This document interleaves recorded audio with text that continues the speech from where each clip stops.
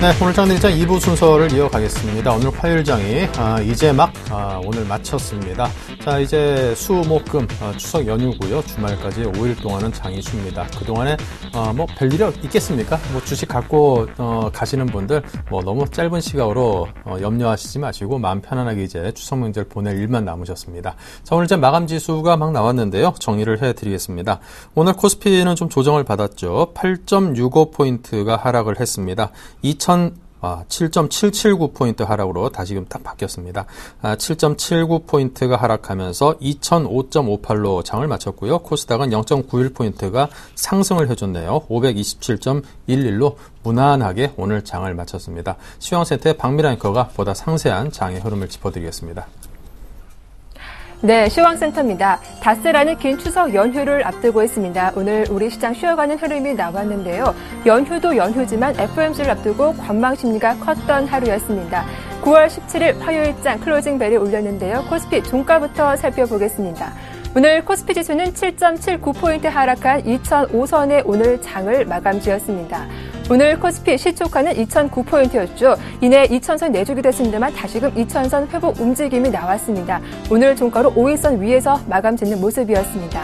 오늘 우리 시장 수급 동향도 체크해 보겠습니다. 외국인은 18거래 연속 가장 큰 최장 랠리를 보여주고 있는데요. 오늘 외국 쪽에서 3,900원 이상의 강한 매수세를 보였고요. 기관 쪽에서 펀드 환매 물량 커지면서 투신을 중심으로 한 기관의 매도세가 9거래째 지속됐습니다. 오늘 기관 쪽에서 2,700억 원 이상 매도 우위를 보였습니다. 오늘 반면 개인 쪽에서는 장 초반에 매수 주다가 이내 매도로 흐름을 바꾼 이후에 315억 원 매도세로 마감 지었습니다. 이어서 코스닥 마감 상황도 살펴보겠습니다. 코스피와 다르게 장중 내내 좀 빨간불이 들어왔던 하루였는데요. 코스닥 종가 살펴보겠습니다. 오늘 코스닥은 0.9포인트 정도 오르면서 527선으로 마감 지었습니다. 오늘 코스닥 시초가는 527포인트였죠. 시초가를 중심으로 횡보했는데요. 5일선은 밑돌았지만 20일선은 지지하면서 마감했습니다. 수급도 바로 이어서 살펴보겠습니다. 오늘까지도 외국인의 매수 그리고 기관의 매도가 이틀째 이어졌습니다. 외국 쪽에서 200억 원 이상 매수 우위를 보였고요. 기관 쪽에서 158억 원 매도 우위를 보였습니다. 개인 쪽에서 57억 원 소폭 팔았습니다. 이어서 코스피 시가총액 상위 종목 흐름도 살펴보겠습니다. 전반적으로 혼조세가 이어졌는데요. 특히 삼성전자가 조정폭이 큽니다. 오늘 2% 이상 크게 밀리면서 140만 원대 주가를 다시금 내줬습니다. 오늘 종가는 138만 6천 원 기록했고요. 포스코도 쉬어가는 흐름이 나왔죠. 반면 오늘 현대차가 추가 상승 나왔습니다. 0.39% 강보합에 마감하면서 오늘 종가는 25만 6,500원 기록했습니다. 반면 기아차 어제 오른 만큼 오늘 하락했는데요. 1% 이상 밀리면서 오늘 종가는 6만 8천 원이었습니다. 다음 종목들도 살펴보겠습니다.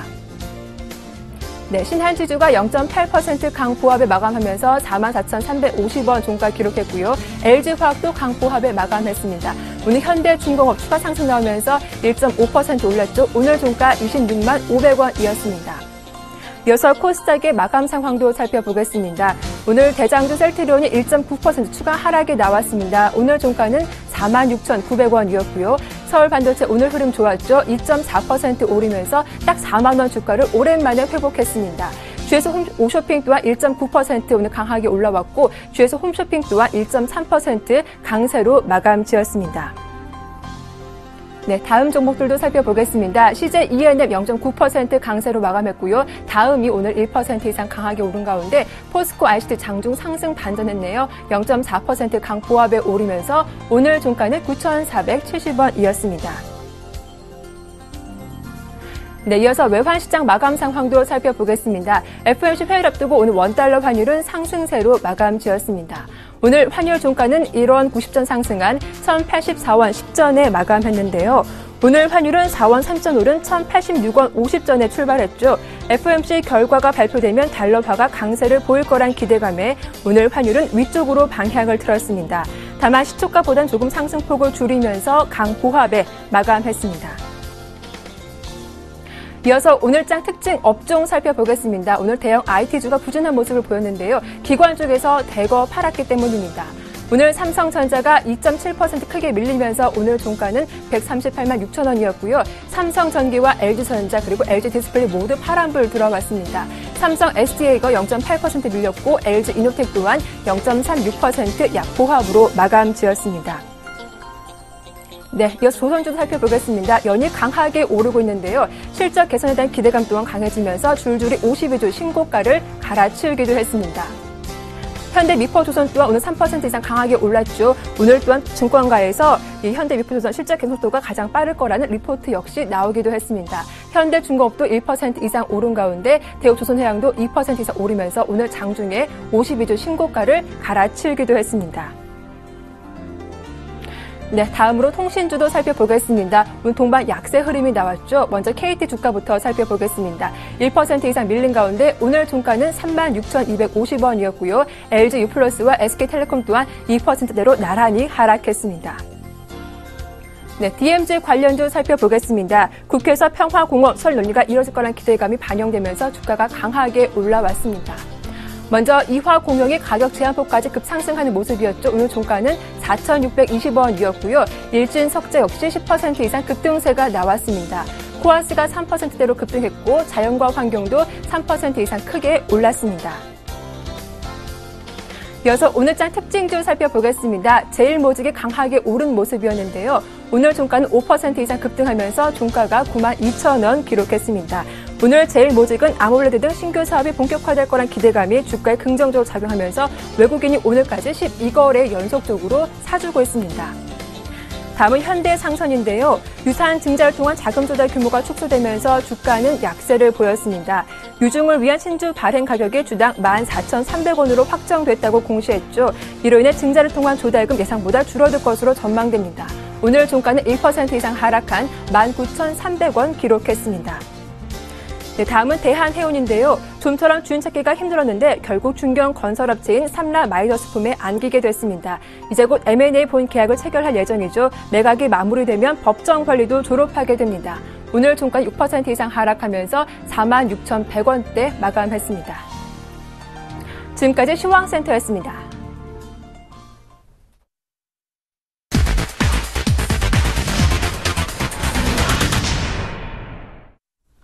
네, 자 계속해서 오늘장 마감과 내일장 투자 전략 짜보겠습니다. 대신증권 컨설팅랩의 최진 책임연구원입니다. 안녕하세요. 예, 안녕하십니까. 네, 먼저 오늘장 정리부터 해볼까요?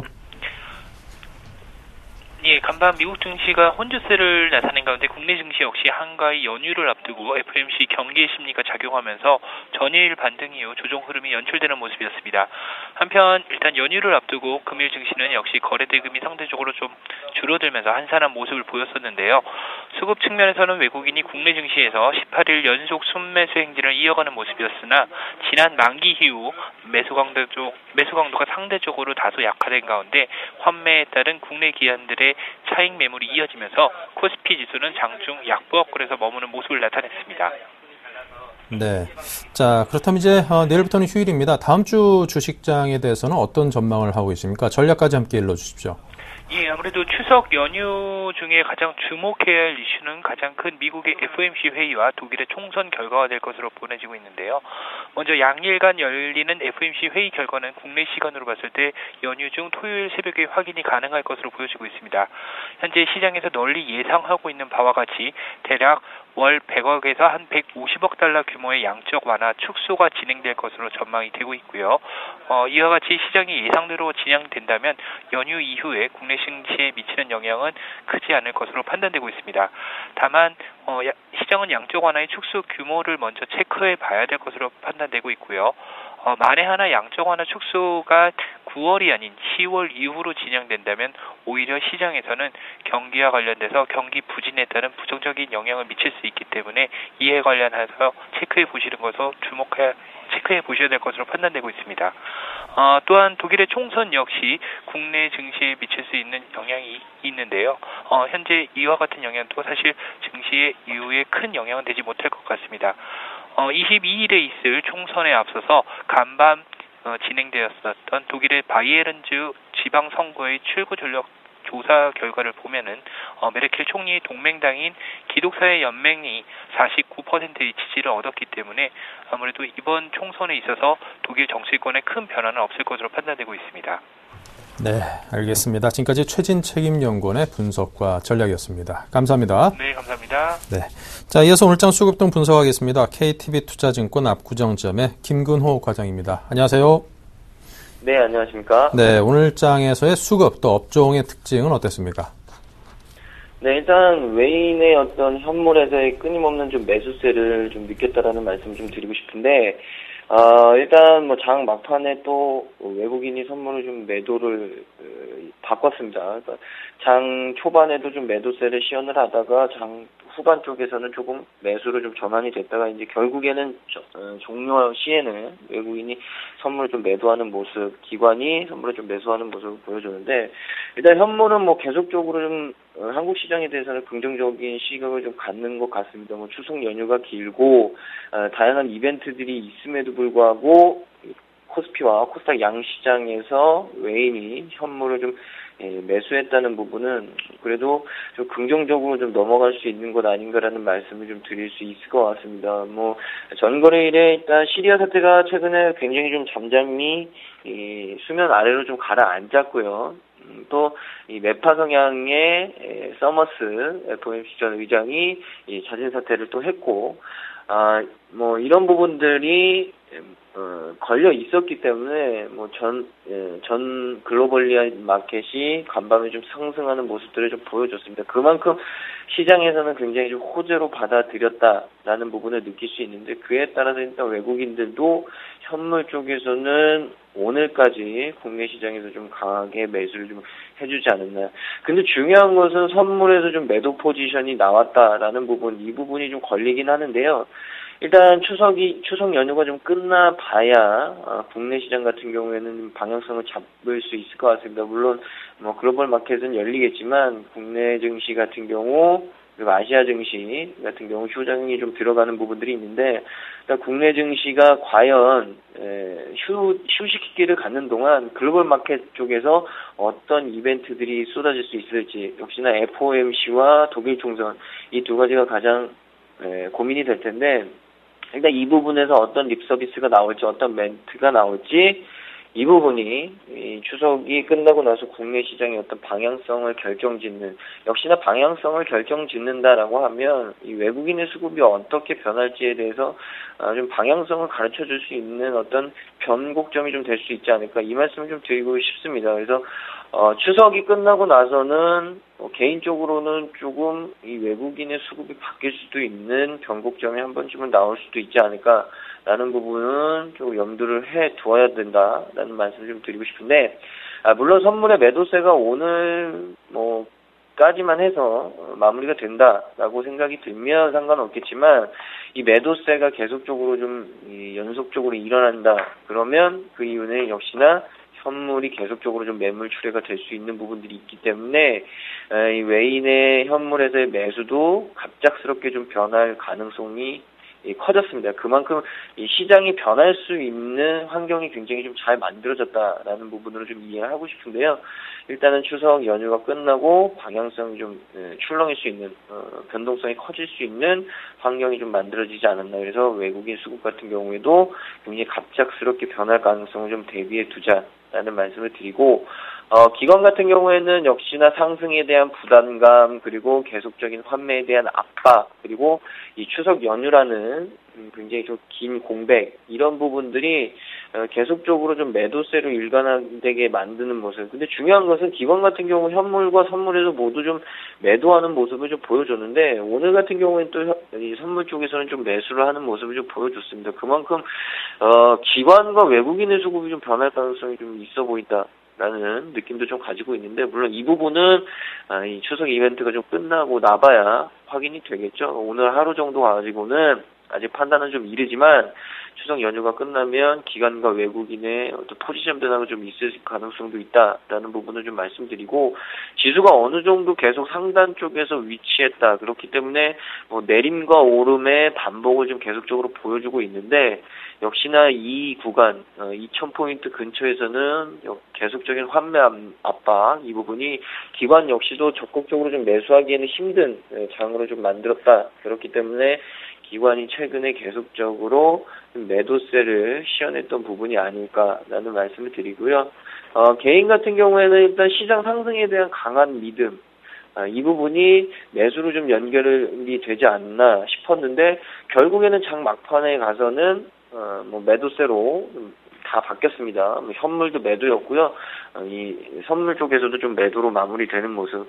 일단 기관이 오늘 말고 어제 그리고 전주 금요일 거래일 최근에 이 몇 거래일 동안의 움직임을 좀 보면 그간의 패턴과는 좀 달랐습니다. 그간 패턴은 지수가 좀 올라오면서 대형주 쪽을 좀 매물들을 출회시켰고 코스닥 시장, 중소형주 시장에서 좀 기회를 노리는 모습들을 좀 보여줬는데 최근에는 대형주 시장에서 좀 포트폴리오를 채우면서 코스닥 시장에서 다시금 매물을 출회하는 모습, 그러다가 오늘에는 전 시장에서 좀 매도를 하는 모습, 역시나 이 추석 연휴에 대한 부담감, 이런 부분들, 그리고 오늘 지수가 어느 정도 좀 빠졌다가 올라왔기 때문에 이런 부분들에 있어서 좀 포트폴리오를 좀 가볍게 하고 넘어가 보자, 이런 생각에서 매물들을 좀 출회했다라는 부분으로 좀 이해가 되고요.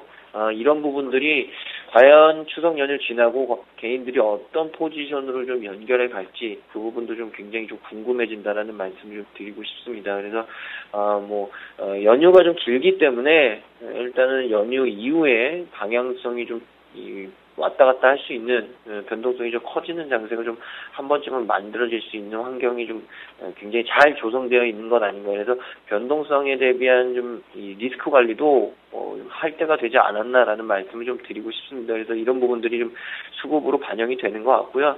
업종 같은 경우에는 역시나 이 건설 업종이 부동산 시장의 어떤 이 회복, 이 부분에 있어서 굉장히 좀 오늘 많이 올라온 것 같습니다.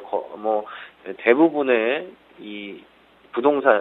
대부분의 건설업체들이 오늘 좀 상승을 좀 보여주는데, 역시나 이 건설업종의 가장 큰 특징은 규제 완화와 부동산 시장, 이 부분의 회복, 이 두 가지일 겁니다. 그래서 대림산업 같은 경우, 대림 그리고 GS건설, 보통 현대건설, 대우건설, 이 메이저 업체들은 역시나 이 정부의 규제가 어떻게 완화되느냐, 그리고 부동산 시장이 과연 어떻게 개선이 되느냐, 이 부분에 있어서 움직임들이 굉장히 큰데요. 최근에 이 건설업체들이 대부분 좀 올라온 모습, 이런 부분들은 정권 초기가 조금씩 지나고는 있지만 이 부동산 시장에 대한 정책적인 지원, 그리고 부동산 시장을 회복시키기 위한 정부의 어떤 의지들, 이런 부분들이 좀 주가로 이어지지 않았나라는 말씀드리고, 이 금융업종 같은 경우에도 계속적으로 좀 핑크빛 무드가 형성이 되는 것 같습니다. 역시나 글로벌하게 경기가 좀 개선되고 있고, 이런 부분들이 금융업종 전체적으로 좀 풀리는 것 아닌가. 역시나 그리고 건설업종과 금융업종에 굉장히 좀 주가가 잘 같이 움직이는 모습들도 보통 체크가 되고요. 금융업종 같은 경우는 그러나 이 성장 모멘텀, 이 부분을 찾기 전에는 중장기적으로 좀 보기에는 개인적으로는 조금 부정적이다라는 말씀을 좀 드리고 싶습니다. 그래서 전체적으로 글로벌리하게 경기가 좀 개선되는 부분들이 강하게 확인이 되면서 금융업종 같은 경우에는 좀 핑크빛 모드가 이어지는 것 아닌가라는 말씀 드리고, 이 중소형주 쪽에서는 오늘 또 이 방송 콘텐츠 업종이 전체적으로 좀 상승을 했습니다. 홈쇼핑 관련주도 그렇고 방송 채널 사업자들과 관련된 종목들도 그렇고요. 일단 최근에 이 콘텐츠 업종들이 주가 조정이 많았기 때문에 일단 콘텐츠 업종이 좀 한 번쯤은 반등을 줄 수 있는 상황이 좀 되지 않았나라는 말씀을 좀 드리고 싶습니다. 그러나 개인적으로 중소형주 중에서 대장주를 좀 잡으려면, 대장업종을 잡으려면 개인적으로는 제약바이오 업종이 대장이 되지 않을까. 그러나 방송 콘텐츠 같은 경우에도 세컨티어 정도는 충분히 될 수 있는 저력들이 있다라는 말씀 드리겠습니다. 네, 알겠습니다. 자, 이제 건설업 등등에 대해서 전반적으로 쭉 말씀을 해주는데, 특히나 이제 건설업 하면은 이제 가장 양호해, 우량해 보이는 기업이 대림산업 등인 것 같습니다. 자, 오늘 특징주 어떤 것들을 좀 꼽으셨습니까? 네, 역시 가장 먼저 이 대림산업에 대해서 좀 말씀을 드리려고 하는데요. 건설업 전체적으로 올라온 이유, 부동산 시장 회복에 대한 기대감, 이런 부분들인데, 일단 대림산업 같은 경우에는 이 자회사로 사무와 고려 개발을 좀 보유하고 있습니다. 그리고 또 뚝섬 프로젝트 등 자체 개발 프로젝트도 굉장히 좀 준비가 되고 있고, 일단 부동산 시장이 좀 회복이 될 경우 대림산업 같은 경우가 좀 대표적으로 잘 주가가 좀 풀리고 회사 상황도 잘 풀릴 수 있는 부분에 대해서는 이 대부분의 전문가들이나 시장 참여자들이 어느 정도 좀 동의하는 부분이 아닌가. 그래서 시장이 좀 풀리게 된다면 대림산업 같은 경우가 가장 먼저 주가 반응이 올 수 있기 때문에 최근에 굉장히 좀 잘 올라왔다. 그리고 뭐 차트상으로도 일단 저항대들이 돌파가 됐기 때문에 추가 상승은 충분히 좀 가능해 보입니다. 그리고 1차 상승 후에 좀 눌림이 나왔고 그 이후에 오늘 양봉이 터진 건데 근데 이런 부분들을 봤을 때는 좀 추가적으로 상승할 가능성이 좀 높아지지 않았나라는 말씀드리고 두 번째는 대우조선해양인데요. 이 조선업황에 대해서는 뭐 제가 계속적으로 좀 괜찮을 것이다, 괜찮을 수 있다라는 얘기들을 계속 드렸는데 뭐 현대미포조선 같은 경우도 뭐 52주 신고가가 났고 최근에 뭐 삼성중공업, 대우조선해양, 현대중공업 이 빅3 조선업체들의 주가가 굉장히 좀 빠르게 반등이 나왔습니다. 그 이유가 역시나 이 경기 민감주라는 특징이 있기 때문에 뭐 글로벌 경기에 굉장히 좀 민감하게 반응을 하는 부분도 있고요.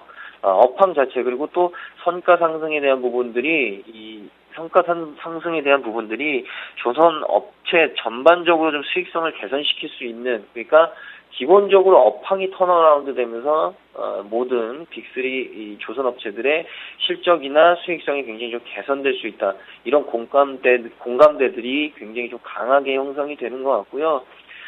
모르겠습니다. 개인적으로는 조선 업체가 대형주 중에서는 가장 이 대장 업종이 좀 될 수 있는 업종이 아닐까라는 말씀을 좀 드리고 싶습니다. 그래서 이 대우조선해양 같은 경우에도 이런 부분에 있어서 주가가 굉장히 좀 잘 올라온 부분이 있다라고 생각이 들고요.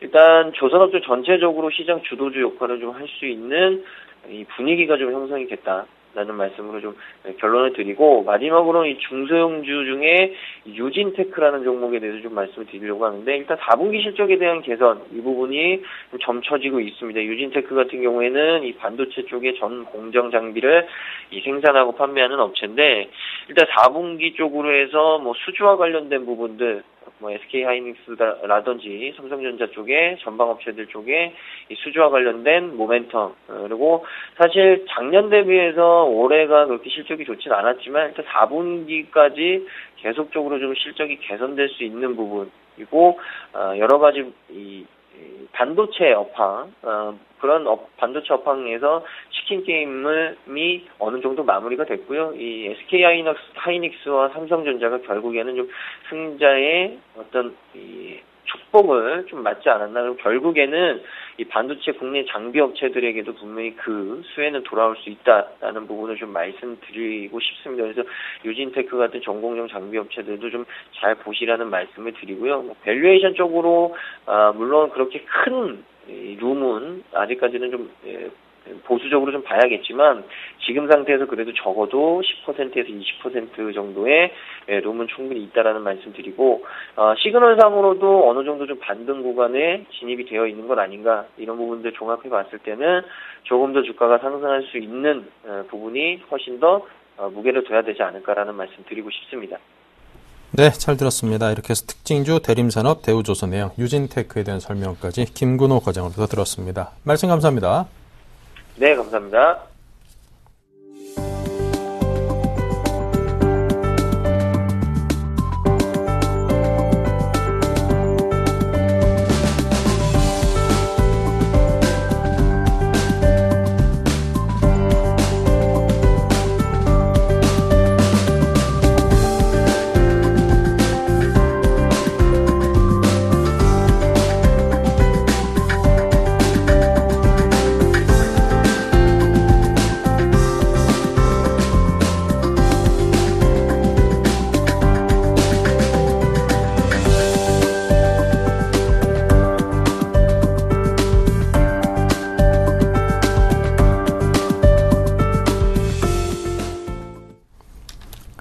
네, 계속해서 내일장 다이렉트 전략 시간을 이어가 보겠습니다. 유진투자증권 압구정점의 정승현 과장, 인베스트와이즐의 이주경 팀장 두 분 모셨습니다. 어서 오십시오. 네, 다이렉트 전략 어떤 것들인지 먼저 확인을 하죠. 네, 주식을 살까, 종목 선정법, 또 뭘 살까에 대해서 이야기를 들어보겠습니다. 네, 정세영 과장께서는 FOMC 회의 결과를 확인하자 덜 오른 경기 민감주 그리고 세아베스트를 종목으로 말씀하시고요. 이주경 팀장은 연휴 이후에 주식 비중을 확대하자고 합니다. 경기 민감주 내 성장주 제일모직을 종목으로 꼽았습니다. 네, 먼저 주식을 FOMC 회의 결과를 좀 확인한 후에 사자라고 말씀을 하시는 정 과장님의 의견부터 시작을 하겠습니다. 네, 오늘 추석 연휴를 앞두고, 외국인이 계속적으로 매수가 들어오는 분위기였습니다만, 일단, 전반적으로 시장의 분위기 자체는 FOMC 회의 이후에, 과연 이제 시장이 어떤 식으로 흘러갈까, 이 눈치 보기 장세가 이어졌지 않나 그렇게 보여지고 있고, 일단 시장의 분위기는 일단 서머스 연준 의장 후보가 이제 사퇴를 하게 되면서 서머스 랠리라고 시장에 얘기들이 돌던데 전형적인 매파였죠. 그렇기 때문에 아무래도 이 서머스가 연준 후보직을 맡게 된다라고 했을 때는 지금까지 이제 이어져 왔던 양적 완화 기조 자체가 좀 흔들릴 가능성이 있지 않겠느냐, 이런 우려감들이 이제 시장에 어느 정도 전해졌었고, 하지만 서머스 전 재무장관이 이제 사퇴를 하면서 시장은 지금까지 이어졌던 양적 완화 기조, 그리고 양적 완화를 하더라도 일단 규모 자체가 줄어들 가능성이 있지 않겠느냐, 그런 조심스러운 전망들이 나오고 있습니다. 약 100억 달러, 지금 현재 850억 달러 수준으로 양적 완화가 이제 이루어지고 있는데, 자산 매입이 이루어지고 있죠.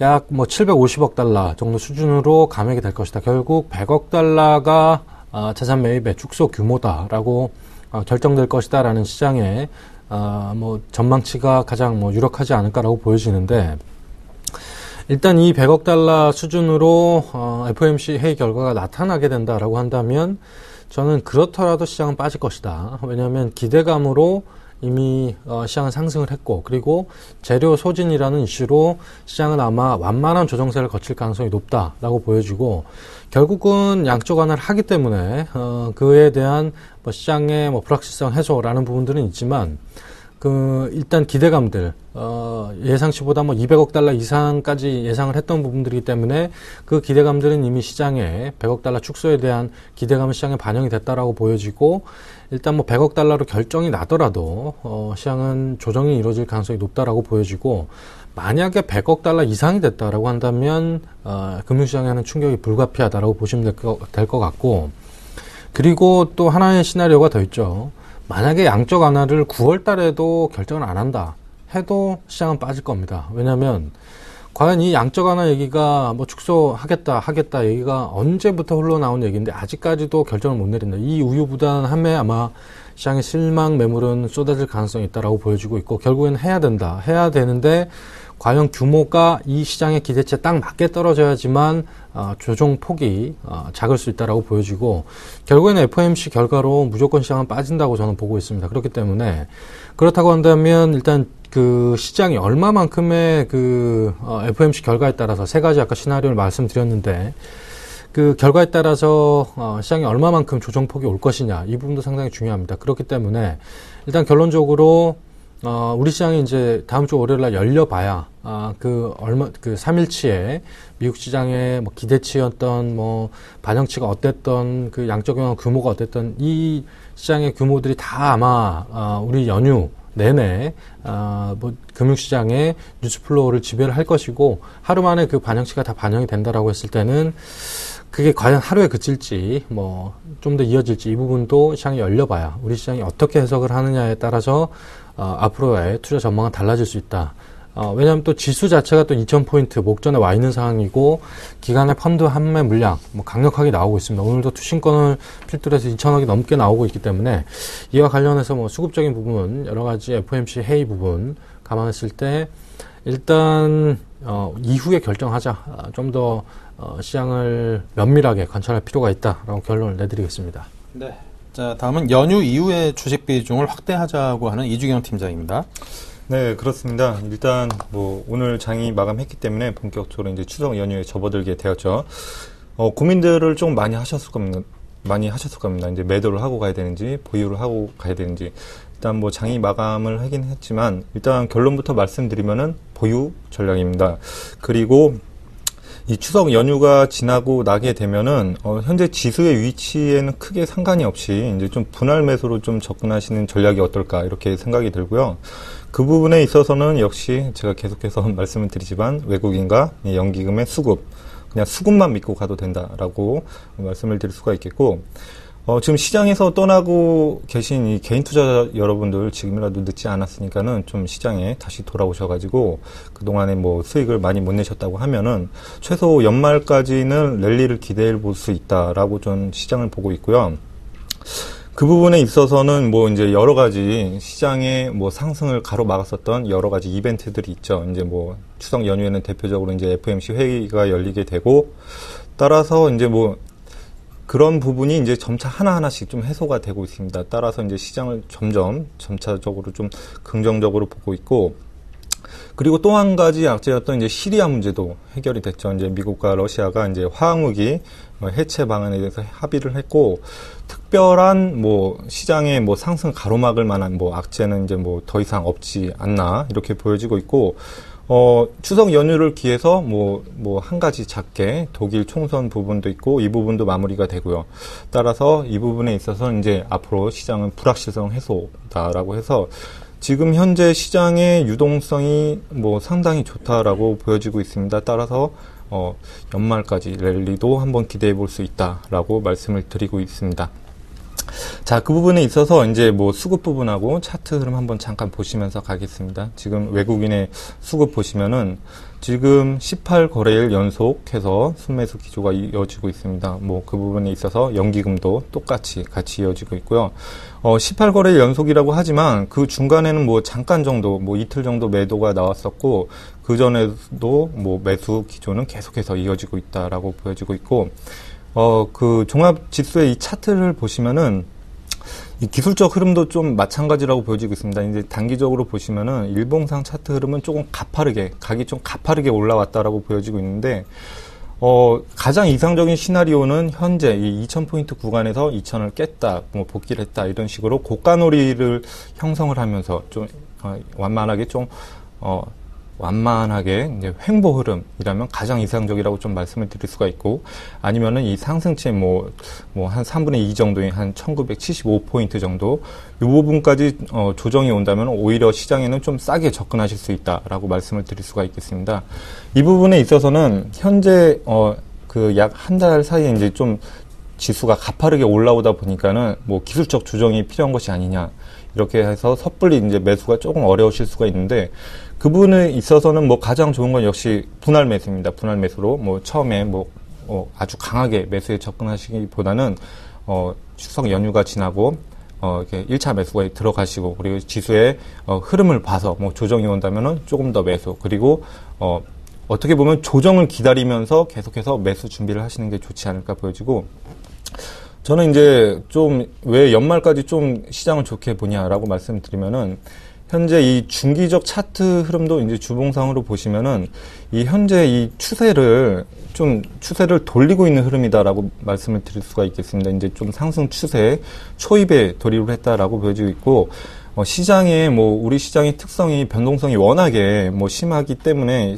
어떻게 보면 이제 멀미가 날 정도로 이제 시장에 좀 참여하시는데 어려움이 있지만은, 그 부분은 그냥 무시하시고 좀 긴 호흡을 가지고 같이 가시자, 이렇게 시장 참여를 권유드리고 싶습니다.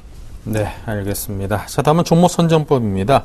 좀 상대적으로 덜 오른 경기 민감주에 대해서 관심을 두고 계시는군요, 정 과장님. 네, 제가 이렇게 제목을 뽑아놓고도 좀 민망합니다. 왜냐하면 다 올랐죠, 사실. 지수가 2000포인트가 넘어갔는데 덜 오른 경기 민감주가 어디 있을까 생각이 들고, 그렇다고 또 지금 잘 올라가는 종목들을 상승 추세 우상향이니까 따라가자, 못 따라갑니다. 저도 못 사겠고, 지금 현재 오늘도 현대미포, 현대중공업 계속적으로 신고가 내면서 상승 랠리 계속 펼쳐가고 있는데, 일단 차트를 보고, 이런 차트 사실 사기가 상당히 힘들죠. 계속 고점을 벗겨가면서, 물론 14만원 박스권 돌파해서 이런 종목이 더 올라갈 수 있다, 수급적으로 완벽하다. 일단 손이 안 나갑니다. 사기도 애매하고, 사실 지금 지수대에서 워낙 우리가 많이 당했기 때문에, 지금 12년 이후에 2천만 거의 5번 트라이를 했습니다. 다 못 지키고 무너졌고, 뭐 깊은 조정이 왔을 때는 뭐 1700대까지 조정이 왔었던 부분들이기 때문에, 일단 지금 시점에서 2000포인트 이상에서 주식을 대형주를 잡는다. 저는 상당히 뭐 캐쳐 마크를 띌 수밖에 없는 상황이다라고 보여지지만, 만약에 담는다면 결국에는 경기 민감주를 담아야 된다. 왜냐? 양적 완화를 하는 이유 자체가, 뭐 FOMC 결과에 따라서 양적 완화를 하는 이유 자체가 결국에는 경기가 돌고, 이제는 시장에 막대한 돈을 풀지 않아도, 자생적으로, 시장의 그 경제적인 지표, 그리고 어떤 경제적인 논리, 이런 흐름만으로 시장이 돌고 있기 때문에 그와 관련해서 주식시장은 따라갈 수밖에 없다라는 뭐 그런 논리로 접근한다라고 했을 때는 경기 민감주가 가장 매력적인 그런 부분이라고 볼 수 있겠고, 그리고 경기가 화랑이 된 시점과 비교했을 때 별로 밸류에이션 매력도 저는 나쁘지 않다라고 보고 있습니다. 그렇기 때문에 최근에 올라가는 주식 쉽게 따라갈 수 없다는 이유들 충분히 많이 찾을 수 있고, 저도 공감하는 부분들인데, 일단 단기적으로 기관의 펀드 판매 물량 때문에 압박 요인 충분히 있고요. 그리고 그런 부분들 때문에 외국인이 결국 시장을 주도하지만 외국인입니다. 우리 시장을 쥐락펴락 수도 없이 반복했던 외국인이기 때문에 외국인을 저는 믿으면서 가는 거 별로 좋지 않다. 투자 전략에서는 좋지 않은 전략이라고 보고, 물론 단기적으로는 외국인이 추세를 만들었기 때문에 따라가는 부분들은 맞지만, 중장기적인 펀드멘탈을 보고 우리 시장에 롱텀 자금, 이런 자금들이 완벽하게 우리 기업을 면밀하게 파악을 해서 사는 건 저는 아니라고 보기 때문에, 일단 수급의 논리 위해서 접근하는 게 맞고, 단기적인 접근은 맞겠지만 롱텀으로는 충분히 시장을 좋게 보는 건 낙관론은 그렇게 좋지 않다라고 보여지고 있고요. 하지만 수급의 쏠림 현상 때문에 화학, 조선, 건설, 철강까지 단기적으로 기술적으로는 갈 가능성이 높기 때문에 이왕 사신다면 경기 민감주에 발을 담궈져 있는 게 가장 좋다라고 말씀을 거듭 드리고요. 일단 중장기적인 업황 턴어라운드가 진행되고 있기 때문에 그거는 주식시장의 투자 요건의 가장 1순위죠. 턴어라운드 업종, 그리고 이제 돈을 많이 벌 수 있는 업종을 투자를 하는 건 주식시장의 기본 원칙이라고, 1순위 원칙이라고 보시면 되기 때문에 거듭 말씀드리지만 주식 투자를 계속 하신다, 그리고 주식을 사시고 싶다라고 한다면 결국 경기 민감주에 발이 담궈져 있는 게 가장 좋다라고 정리하겠습니다. 네, 알겠습니다. 자, 다음은 경기 민감주 내 성장주에 대한 주목을 당부하십니다. 네, 저 역시 마찬가지인데요. 지금 저 역시 관심을 가지고 있는 그 업종을 굳이 들자면 경기 민감주에 역시 관심을 가지고 있습니다. 이 부분에 있어서는 역시 수급의 쏠림이 같이 이루어지고 있기 때문에 저 역시 관심을 가지고 있고, 그리고 이제 추석 연휴가 지나고 나면은 어느새 이제 9월 말이 다가오게 됩니다. 그 부분에 있어서 이제 3분기 실적 발표가 이제 눈앞에 이제 가시권에 들게 되고, 이제 시장의 예상치가 이제 점차 이제 발표가 되고 그러게 되겠죠. 이제 경기가 어느 정도 이제 회복세에 접어들었다라고 생각을 하고 있기 때문에 미국에서도 이제 양적 완화 축소 논의가 있는 것이라고 생각이 들고, 그 부분에 있어서는 이제 이제 어느 정도 경기가 돌아섰기 때문에 앞으로는 이것을 지표상으로 좀 더 눈에 띄게 나타낼 수 있는 기업들에 대해서 좀 더 관심을 가져야 된다라고 말씀을 드릴 수가 있겠습니다. 따라서 이제 안 좋은 경기 상황에도 불구하고 3분기 실적이 긍정적으로 예상이 되는 기업들이라고 말씀을 드릴 수가 있겠습니다. 어떻게 보면은 이제 국내 증시는 최근에 이제 어떻게 보면은 유동성으로 시장이 상승했다라고 보여질 수가 있는데, 국내 증시에 있어서는 이렇게 그렇게 굵직한 이런 지표 발표들이다 이런 것은 없었다고 보여지고 있습니다. 하지만 이제 중국이나 유럽이나 이런 지표들 보면 PMI 지수가 50 이상으로 발표가 되면서 경기가 이제 회복 국면에 접어들었다. 이런 지표상으로 나타나고 있는데요. 우리 시장은 아직 그런 부분이 없다라는 것이죠. 굳이 들자면은 828 대책으로 인해서 아파트 가격이 소폭 상승으로 돌아섰다. 요 정도 부분을 말씀드릴 수가 있겠는데, 주식 시장에서는 역시 가장 정확한 지표는 실적 부분이라고 말씀드릴 수가 있겠습니다. 따라서 이제 추석 연휴가 지나고 나면은 3분기 실적이 좀 더 가시권에 들어오고 좀 더 실적이 좀 향상되고 있는 종목이라고 말씀을 드릴 수가 있겠고, 따라서 이제 경기 민감주 내 성장주에 좀 관심을 갖자라고 말씀을 드릴 수가 있겠고, 이 부분에 있어서는 뭐 외국인들의 수급이 같이 쏠리고 있는 뭐 운수 장비라든지 전기전자 이 부분도 들 수가 있겠고, 최근에 이슈가 되고 있는 뭐 조선, 기계, 철강에도 같이 관심을 가지고 3분기 실적에 좀 더 집중을 하자라고 말씀을 드릴 수가 있겠습니다. 네. 자, 이제 본격적으로 종목에 대한 이야기 하겠습니다. 먼저 정세용 과장께서 세아베스티를 준비하셨군요. 네. 요즘에 철강 업황이 좋죠. 그 세아베스티 같은 경우는 이제 특수강 업체입니다. 철강 업황과 맥을 같이 하는 뭐 그런 업체라고 보시면 될 것 같고, 3분기 매출액이 약 5,200억, 그리고 영업이익이 약 380억 정도 예상이 되고 있습니다. 어느 정도 영업이익의 향상이 기대되는데, 그 이유 자체가, 판매량이 1분기 수준 약 47만 톤, 2분기는 별로 좋지 않았습니다. 근데 1분기 수준으로 다시 회복을 하고, 그리고 스프레드라는 게 있는데, 스프레드가 뭐냐면, 이제 판매 가격, 물건을 이제 원가와 판매 가격, 이 차이가 이제 스프레드라고 보는데, 이 가격 차이가 약 2만 원 정도 개선이 된다. 결국에는 마진이 2만 원 정도 높아진다는 거죠, 톤당. 그렇게 되면 일단 실적의 개선세 당연히 좋아질 수밖에 없다라는 구조로 가는 거고, 그리고 하반기에 뭐 거듭 말씀드리지만 뭐 경기 민감주, 특히나 뭐 화학, 철강, 뭐 업종이 개선되고 있습니다. 뭐 그런 부분들은 뭐 이 시간과 아니면 뭐 저뿐만 아니라 다른 어느 누구도 업황이 개선되고 있다라는 부분들은 이제 부정을 못할 부분인 것 같고요.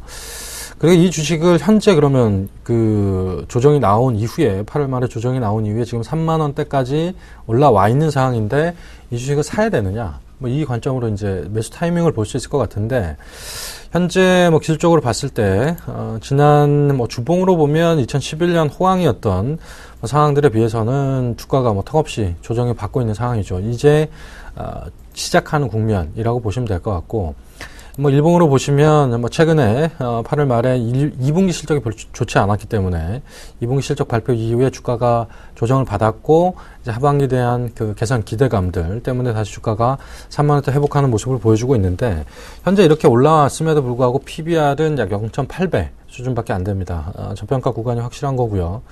그렇기 때문에 지금 가격 충분히 매수 가능한 가격이라고 볼 수 있을 것 같고, 뭐 오늘 종가 정도 수준으로 저는 매수가 제시해드리고, 단기 목표가는 전고점이 34,000원인데, 34,000원 넘어서면 한 34,000원, 35,000원 정도까지는 갈 수 있다라고 보고, 좀 욕심을 내서 35,000원 목표가 제시해드리고, 손절가는 29,000원 제시해드리도록 하겠습니다. 네, 알겠습니다. 세아베스틸에 대한 추천 말씀을 들어봤고요. 계속해서 제일모직에 대해서 이주경 팀장 준비하셨습니다. 예, 제가 오늘 소개해드릴 종목은 제일모직인데요. 금일장에서 뭐 상당한 이슈가 됐었죠. 거래량이 뭐 대폭발을 하면서 좋은 상승률을 보여주었습니다. 이제 뭐 신규 사업 부분에 대한 기대 때문에 뭐 좋은 이야기들이 많이 돌고 있는데요. 일단 긍정적인 신호는 금일 거래량이 뭐 폭발을 했다, 이 부분에 좀 들 수가 있겠습니다. 뭐 시장에 관심이 쏠리게 되고 있기 때문이고, 수급 역시 좀 좋다라고 말씀을 드릴 수가 있겠습니다. 뭐 원천적인 이야기를 해드리면은 뭐 케미칼, 전자재료, 뭐 패션 부분에 사업을 하는 회사인데, 이 OLED 부분에 있어서 이제 신규 사업 진출에 좀 성공적으로 자리를 잡고 있다라고 말씀을 드릴 수가 있고, 실적 성장이 이뤄지고 있다라고 말씀을 드릴 수가 있겠습니다. 그 회사 자체적으로 이제 원가 절감에 대한 노력을 기울였고, 기존 사업의 경쟁력 역시 개선이 되고 있다라고 지금 시장에서 이야기가 이뤄지고 있습니다. 제일모직 뭐 실적 부분에 대해서 좀 말씀을 드리면은 2분기 이제 영업이익이 727억 원, 그리고 이제 시장에서 3분기 실적을 예상하는 것이 885억 원으로 예상을 하고 있고요. 그리고 4분기 996억 원으로 성장성이 이루어지고 있다라고 말씀을 드릴 수가 있고, 내년도 실적 역시 좀 긍정적으로 보고 있습니다. 그리고 뭐 다들 알고 계시겠지만 이제 독일의 그 OLED 업체인 노바 LED를 인수를 하면서 내년에 이어서 앞으로도 이제 성장에 좀 가속화가 붙을 것이다라고 좀 기대를 해볼 수가 있겠고요. 그리고 제일모직의 수급 부분이 조금 주목을 하실 필요가 있겠습니다. 뭐 역시 시장의 뭐 움직임은 외국인이 주도를 하고 있는데, 9월 초부터 해가지고 약 한 달 새 이제 매수세가 좀 집중적으로 이어지고 있습니다. 따라서 이제 주가 흐름도 조금 긍정적으로 좀 이어질 것이라고 보고 있고, 이제 잠시 차트 흐름 한번 보시면서 말씀을 드리겠습니다. 일봉상 차트 흐름을 보시면은 어떻게 보면 좀, 그다지 뭐 매력적이지는 않았다라고 보여질 수가 있습니다. 하지만, 이 차트 흐름을 보시면은 중간중간에 보시는 이 거래량 부분에 조금 관심을 기울이실 필요가 있겠고요. 네. 올 초부터 해가지고 중간중간에 좀 대량 거래가 좀 발생이 됐습니다. 이 부분에 있어서는 뭐 조금, 의심을 살 수 있다라고 좀 보여지고 있고, 금일 거래량이 폭발을 하면서 이제 어찌 보면 상승의 신호탄이다라고 말씀을 드릴 수가 있겠습니다. 따라서 이제 기술적으로 차트 흐름을 보시면은 이 추세 부분을 벗겨내고 본격적으로 이제 좀 상승에 좀 돌입을 하고 있다라고 말씀을 드릴 수가 있겠고요. 주봉상 흐름도 이제, 좀 잔잔하게 이제 박스권을 유지하고 있다가 금일 대량 거래로 인해서 좀 앞으로는 주가가 상방으로 우상향으로 돌아설 것이다라고 말씀을 드릴 수가 있겠습니다. 이제 가격적으로 이제 접근 방법을 말씀드리면은 금일 상승폭이 크기 때문에 좀 어떻게 보시면 접근하기 좀 어려운 가격대가 되실 수가 있겠습니다. 따라서 이제 뭐 연휴가 지나고 바로 접근하시기보다는 좀 눌림목을 기다리시면서 가격 부분에 대해서 좀 조정이 있으면은 그 부분에 좀 접근하시는 게 어떨까라고 보여지고 있고, 그 부분에 있어서는 단기 좀 박스권 상단인 9만 원 부근으로 좀 말씀을 드릴 수가 있겠고, 굳이 9만 원, 저는 이제 9만 원 아래쪽으로 좀 노리고 있는데 9만 원 뭐 굳이 딱 그 가격을 정해 드리기보다는 그 언저리에서 좀 이제 좀 유연하게 좀 매수에 접근하시는 게 어떨까 보여지고 있고요. 그리고 이제 목표가를 말씀을 드리면은 뭐 이제 앞으로 뭐 한 기술적 흐름으로 봤을 때 단기 박스권 이제 10만 원 언저리 부분 약 98,000원에서 10만 5천원 사이 정도는 좀 무난하게 상승을 이뤄지지 않을까 좀 보여지고 있고요. 제일 먼저 이제 분할 매수로 접근을 하신다면은 손절가는 86,500원을 제시를 해드리겠습니다. 네, 자 계속해서 AS 이어가겠습니다. S-오일 매수가 미도달입니다. 저는 사도 될 것 같습니다. 85,000원, 9만원대까지 충분히 보셔도 될 것 같고, 계속 사셔도 될 것 같고, 좋은 흐름 계속 기대된다라고 정리할 수 있겠습니다. 네, 에스코넥 좀 하락세인데요? 예, 소폭 하락세인데요. 앞으로 이제 일자리 부분에 대해서는 좀 더 긍정적인 재료가 많이 나올 것이다라고 보여지고 있고, 손절가 이탈이 없다고 하면은 보유하시는 전략을 좀 권유를 해드리겠습니다. 알겠습니다. 사도 된다, 또 손절가 이탈하지 않으면은 보유해도 된다, 이렇게 의견 주셨습니다. 다이렉트 전략 다시 한번 정리합니다.